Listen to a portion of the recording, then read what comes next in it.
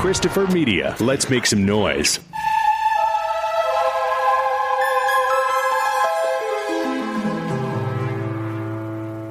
Hey folks, Mike White here from the Projection Booth bringing you a special bonus episode. Here's an interview with Ted Raimi, one of my favorite character actors, one of my fellow Detroiters, and I hope you enjoy this interview with Ted. Everybody says, hey, I'm from Detroit. It's just the easiest shorthand, but where did you grow up at? I grew up in two places. I grew up actually on the west side of Detroit when I was a kid at 6 in Livernois. And like 2 blocks from U of D, and then which is weird. And then our family moved out to the burbs later on. Later, after I went through a bunch of different schools, including Oakland and MSU and NYU, I went back to the University of Detroit. So it was weird. I went to school just a couple blocks from where I initially grew up. You were born in what, 65? Yeah, that's right. So you were a little pipsqueak for the riots, but it was still probably not too good of a scene in Detroit when you were growing up. I suppose, yeah. I don't really remember them. I was too young.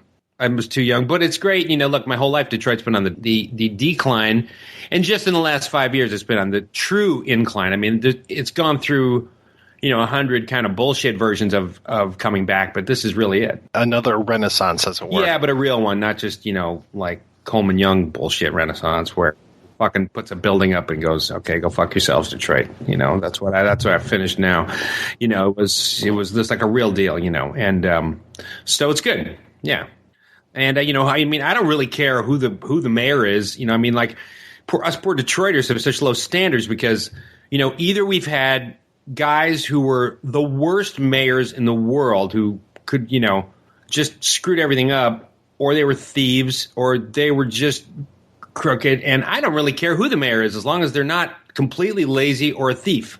So that's really low standards. It's like, I'm sure Dugan's I don't know him all that well. He's probably a fine mayor, but if he's not stealing and he's not doing anything, which he doesn't seem to be, he seems to be at least trying, then I got to give him credit, Yeah, the best thing is he's kind of staying out of the news, so it's not like a Kwame Kilpatrick situation. Right, he's not some high roller dude or whatever, So tell me about your relationship with movies when you were a kid. Were you always a movie fan? Yeah, I was always a movie fan. I loved movies. There were 2 things that I could escape to as a kid because I was bullied frequently in high school.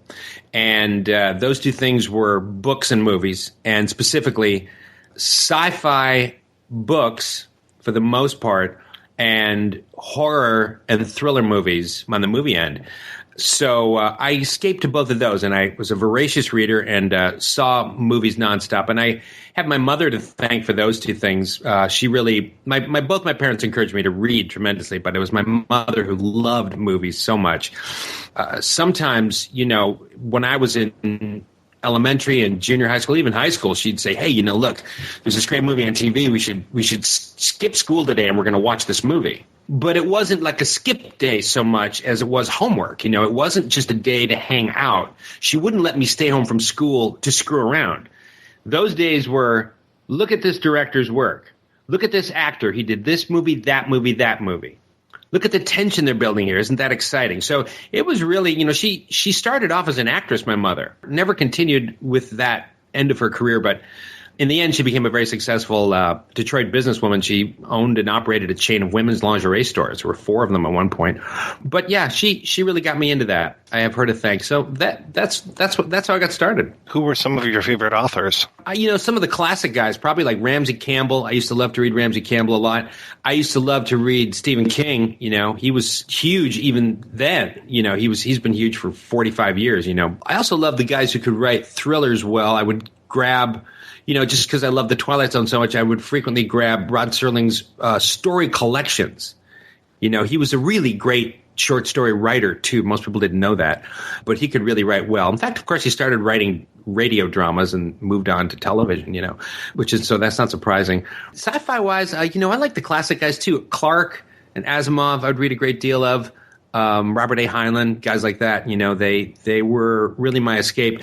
And when I saw those movies, incidentally, on television in those days, because there was pre-cable days, so like if you caught a movie on TV, it was a really big deal, cut up or not. I would be so wildly impressed with the character actors. I really identified with them they seemed like crazy outsiders to me. You know, a lot of actors identify with the leading man because they like the toughness and the wiliness of them, and it appeals to a lot of people, and understandably so. But for some reason, I always loved the character actors. So when I would watch, say, old Warner Brothers movies, I would love to focus on guys like E.G. Robinson and Peter Lorre. And I thought to myself, Jesus, God, those guys can do stuff and get away with stuff and be so big and so broad but so genuine at the same time. That is, I think, why I gravitated towards comedy, and also mostly towards gravitating towards being a character actor and being an outsider. You know, I never really wanted to be a leading man, and I did it a couple times, and I found it really unsatisfying and quite boring, frankly. Well, you were a pretty great leading man, though. I was just rewatched Lunatics: A Love Story, and you're fantastic in that. Oh, thank you, Mike. That's very kind of you. I appreciate that. That particular movie was very good. Although, if you look at that part, it's only something that an independent director and writer with really great vision like Josh Becker could pull off, which is you write a main character, which is really not a leading man, but a character, like a character actor. That guy is... You know, he's an agoraphobic and a shut-in, and so and the movie is rather avant-garde in its style and stuff. So I think it requires that kind of an actor, and I was very, very grateful to fill that. But that wasn't really written for a traditional, you know, young leading man. Tell me about meeting like a Josh Becker or Scott Spiegel, Robert Tapert. How old were you when you were meeting these guys? Well, I've known Josh since I was a little kid. I've known Josh since forever. You know, I remember Josh when I was maybe 10 or 9 years old. He lived around the block from us. And Josh became a filmmaker in his own right, you know. Scott I knew through my brother, Sam. He was good friends with him, so I met him that way. Rob Tapert, I met him. He was my eldest brother's Ivan's roommate at Michigan State.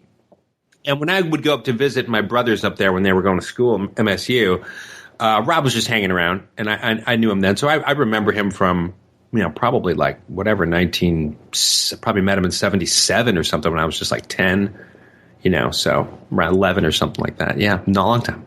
How did you get recruited into some of those early movies like It's Murder? I was just a little kid hanging around. That's all. It's just, you know, when you're just a kid making movies, you just grab whoever's around. And so I would, you know, that didn't really start me in an acting career so much. It was just fun to do. I don't think I really started thinking about acting seriously until I was about 17, after I'd had a series of crappy jobs. You know, I realized, like, I was a golf caddy. I was a bus boy at this dump restaurant on 2nd Avenue downtown. And those were really rough jobs, and I hated them, you know, and they were crappy jobs. I was a production assistant for a couple shoots and stuff. And then when I started acting, I said, oh, man, this is much easier than doing those jobs.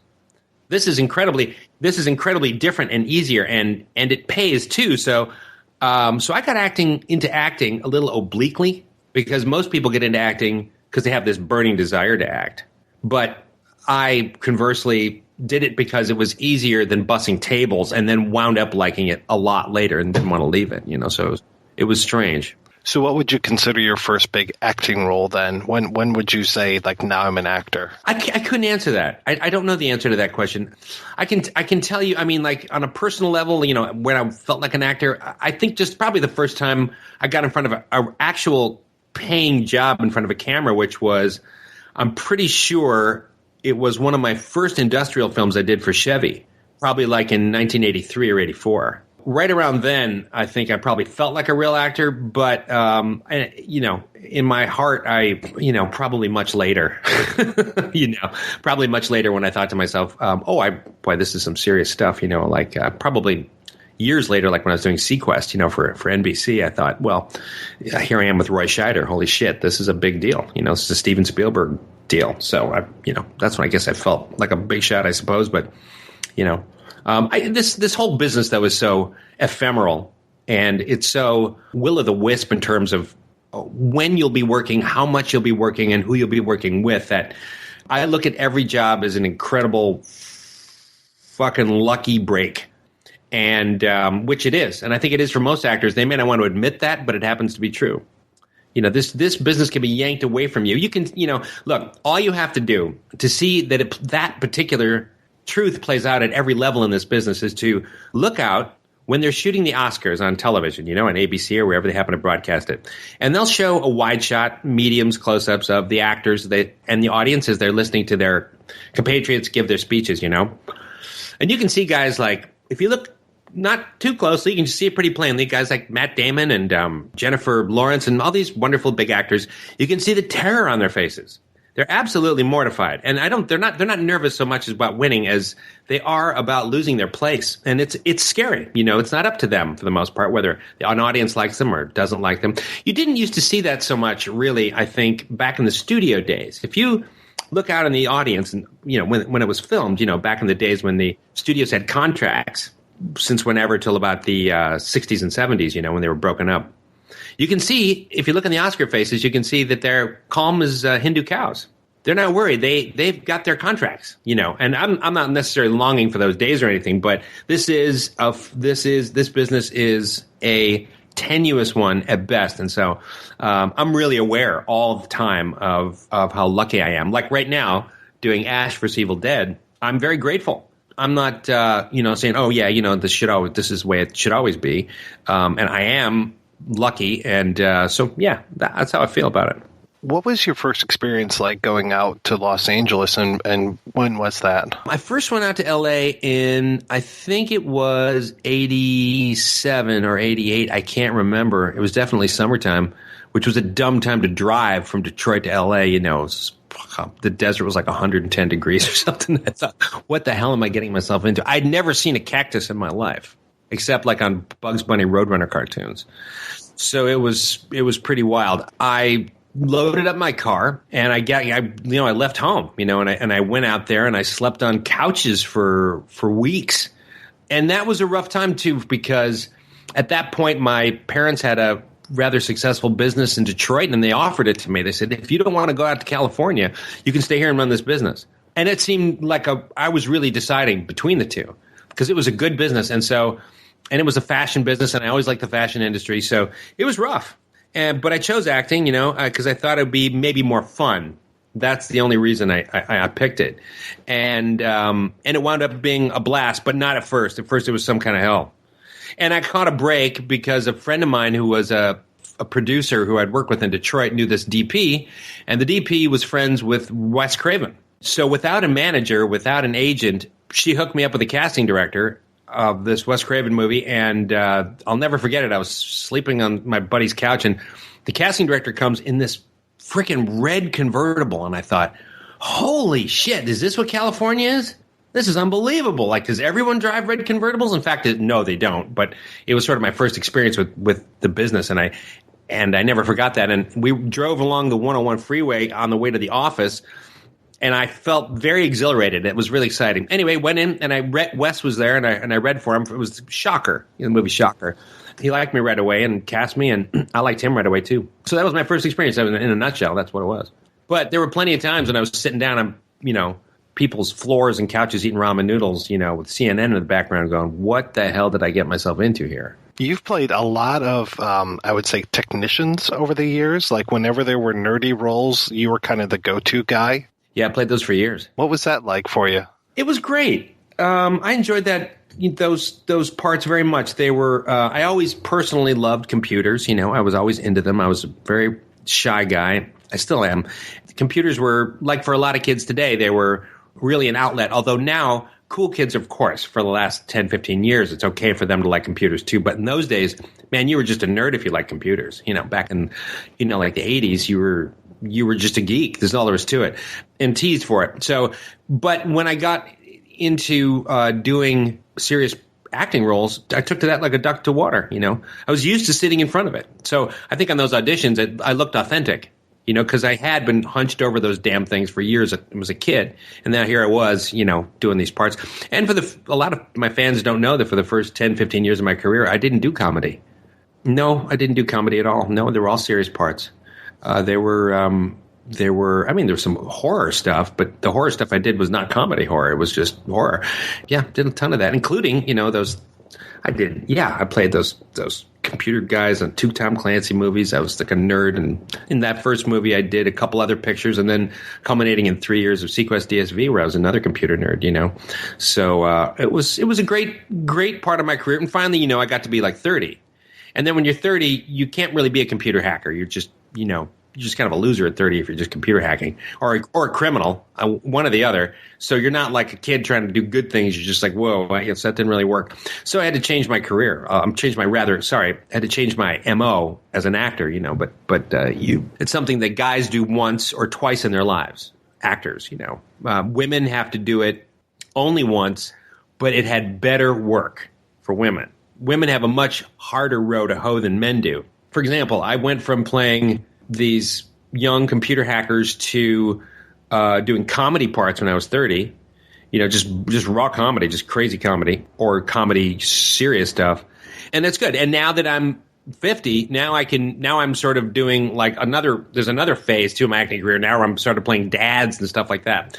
So, and punk losers again, which is hilarious, but women only have one chance. When women typically, they might have 2 if they're very, very famous, but typically women, when they get to be about 35, you got to change up or die, because those guys don't have a chance in hell if they don't, because no one wants them as an ingenue anymore. Can you tell me a little bit more about Lunatics: A Love Story, as far as where did you guys end up shooting that? Was that shot in L.A.? No, we didn't shoot anything in L.A. Believe it or not, that movie was shot entirely on location in Pontiac, Michigan. At that time, there was, I think it's probably still there, I think they might have turned it into something else. There was an abandoned high school there, off of Woodward somewhere. And this was years before, Raleigh Studios East was built. But we shot it there, and we used the gym and built Hank's apartment set, which was supposed to take place in L.A. there. For some of the downtown L.A. stuff, we used parts of downtown Pontiac, which was, believe it or not, even more desolate in those days than Detroit was in those days. So there was nobody around. So we really like a whole set to ourselves. It was great. It was nice to be able to shoot in Detroit. We all loved it, and that had the wonderful Deborah Foreman in it too. And she was great. She was really a sparkly, terrific actor. It almost feels like almost like a Tom Noonan play at times, as far as you two kind of falling in love, but really not even being on screen together that often. Yeah, what an interesting analogy that is.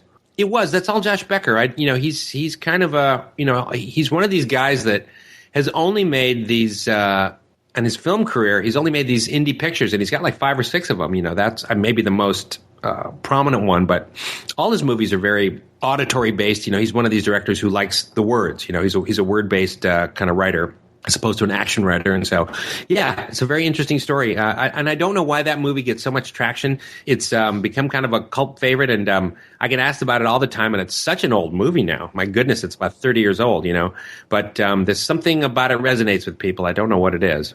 What was it like working on Twin Peaks? Twin Peaks was great. I remember the audition really well for that one. I remember I had just come from a commercial audition where I was playing a dad, and so I had a tweed coat patches, khaki pants, like that. And sorry, not a dad. I was a teacher. I was playing a teacher, like a young teacher. I was like, I think when I read for that, I was like 21 or something, 22. So I was playing like a young teacher, and so the part was for a punk rock kid named Rusty, who was supposed to have like a mohawk and tattoos and nose rings. And I didn't obviously have any of that stuff. So I told my agent, I don't think I can go in for this because that's not me. And I'm definitely not now me in this costume I'm wearing now. They went, no, go ahead. So I went in there, and I walked in the door, and there were 20, 30 kids there. All of them were real punk kids. Like, they had real mohawks and real tattoos. And they looked really, really badass. And I thought, well, fuck this. This is never going to work. So I just about turned around. The casting director saw me and said, hey, Ted, come on in. We're ready for you. I went, oh, man, okay. So I was not prepared. I read thinking there's no way I was going to get that part, not in 1,000 million years. But I did. And that was it. And I was on 2 episodes. It was small parts, but it was, oh, man, I had a great time. And it was great to meet David Lynch. He was awesome. He's just like someone's crazy uncle. I always appreciate when you just kind of happen upon screen. Like, one of my favorites for you is your appearance in Hard Target. Yeah, there's a lot of movies I've forgotten about. And I'll tell you, there's a funny thing. I was telling a friend of mine the other day. and she couldn't believe it when I told her this, but she's an actor too. I was mentioning that I've only seen about 60% of everything I've ever been in. I haven't seen a lot of movies that I've done. Most TV shows I've done, I have not watched them. There's many episodes of Xena I have not seen, for example, and some Sequest I have not yet seen. And that isn't because I don't like the shows. I was very proud of them. I still am. But once I sort of get it right on set, and I feel it's, the timing's right and stuff like that, then it's up to the directors and producers and editors and post-production designers to, do their magic on it. And there's nothing I can do. And to watch it and maybe either cheer for myself or lament over how badly it was cut or lament over my, performance is sort of a waste of time. There's no point to it unless a friend is over and they're interested to see what you do. And in which case, those are the ones I watch. Some people, they want to sit with you and stuff, and that's cool. But yeah, that's just haven't really watched them. I don't know how they turned out, but they tell me they're good. There's just too many books and movies to see in this world to do stuff like that. But I have not seen Hard Target. Yeah, I hadn't seen it, and I know Rob did a terrific job producing it. I remember that, and John Woo. Excuse me, was that John Woo? No, that was John Woo. Yeah, John Woo. Yeah, he was really a fascinating guy. I asked you about when the first time was when you went to LA. I'm curious, what was it like the first time you went to New Zealand? It absolutely blew my mind. I'd never been anywhere to the South Pacific.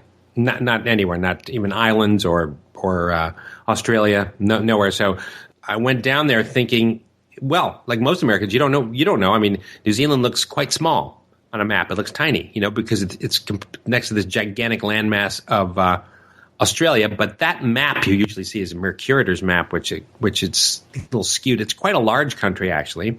It's 2 islands, but I found it was large. And in those days, the crews were excellent, and they still are. I mean, it was a mind-blowing experience. I was just on the other side of the world. And when I was done with that part, which was raw comedy, that was the first time I was ever completely immersed in television comedy, because I had just gotten off 3 seasons of NBC Sequence, where I was like very, very, very serious. And so it was kind of crazy. And there I was in a new crazy country with new weird money. It's everything. The food's a little strange, and they talk a little funny to us, to our ears. But I found the whole thing exhilarating and amazing. And in those days, I was surfing a great deal. So I would go and I would surf. Believe it or not, yes, fans, you may not know that about me, but I do surf. Now I'd probably fucking break my skull open on a rock. But in those days, I surfed quite a bit, so I enjoyed it. From what I understand, when you're shooting Ash versus Evil Dead, you're shooting it down there, and they're basically recreating a Michigan town. That's right. God, that's crazy. Yeah, it's crazy. I mean, look, Mike, you and I are both from Michigan. Nobody gets fooled. We don't get fooled about Michigan towns.